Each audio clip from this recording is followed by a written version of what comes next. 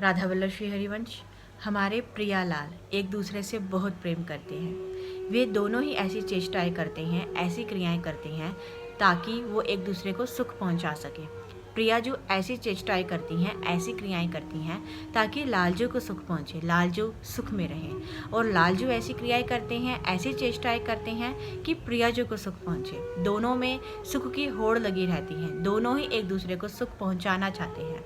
और सहचरियों में भी सुख की होड़ लगी रहती है। सहचरियाँ चाहती हैं कि हमारे प्रियालाल को सुख पहुंचे, प्रियालाल किसी भी तरह से आनंदित रहें, सुख में रहें, उनको किसी प्रकार का कोई कष्ट ना हो, किसी प्रकार का कोई दुख ना हो।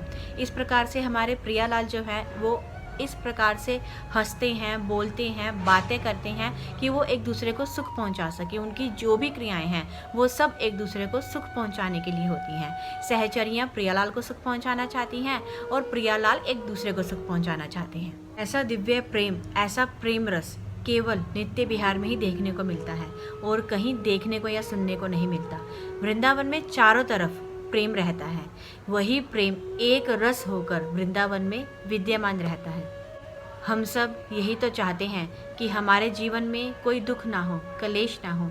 इसीलिए रसिक जन कहते हैं कि अगर आप चाहते हैं कि आपके जीवन में कोई दुख या कलेश ना हो तो आप वृंदावन आ जाइए, क्योंकि वृंदावन में प्रेम स्वरूप, सुख स्वरूप हमारे प्रियालाल विराजमान है। प्रियालाल की सारी क्रियाएं, प्रियालाल की सारी क्रियाएं केवल प्रेम करवाता है, हित करवाता है। और इसी हित की उपासना में हमें आश्रय मिला है, केवल श्री जी की कृपा से, हमारे गुरुदेव भगवान की कृपा से। उन्हीं की कृपा से हमें उस हित की उपासना मिली है जो हित हमारे प्रियालाल के हृदय में सदैव विराजमान रहता है, सदैव उनके हृदय में खेलता रहता है। वही हित वृंदावन में लीला करवाता है। वो प्रेम रस हित की उपासना है। हमारे इष्ट आचार्य और गुरुदेव भगवान की कृपा हुई हमारे ऊपर, तभी हमें हित की उपासना में आश्रय मिला है। अन्यथा हमें कभी भी हित की उपासना मिल नहीं सकती थी, क्योंकि हमारे में इतनी बुद्धि या हमारे में इतना बल नहीं है कि हम हित की उपासना कर पाएं। हित बिना गुरु कृपा के संभव नहीं है। गुरुदेव भगवान हमें जो भी आदेश करते हैं, जो भी हमारे लिए आज्ञा देते हैं, हमें उनका आदेश, उनकी आज्ञा को जरूर से मानना चाहिए। हमें ऐसा क्रियाएं करनी है कि हम उनकी आज्ञा में चल पाएँ, क्योंकि जो भी वो हमें आदेश करते हैं, जो भी वो हमें आज्ञा करते हैं, वो इसीलिए करते हैं ताकि हम अपनी उपासना में अच्छे से चल पाएँ, हम उस उपासना में अच्छे से चलकर प्रियालाल को प्राप्त कर पाएँ, ताकि हम भगवत प्राप्ति कर पाएँ।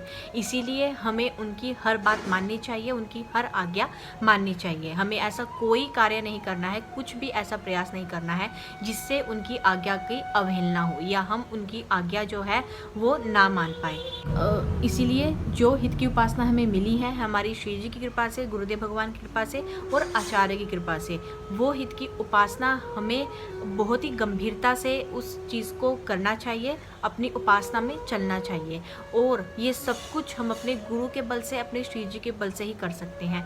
अन्यथा हम अपने बल से, अगर हम चाहें कि हम अपने बल से हित की उपासना में चलें तो हम ऐसा बिल्कुल भी नहीं कर सकते हैं। जो भी कुछ है वो सब उनके बल से है, गुरुदेव भगवान के बल से है। राधा वल्लभ श्री हरिवंश।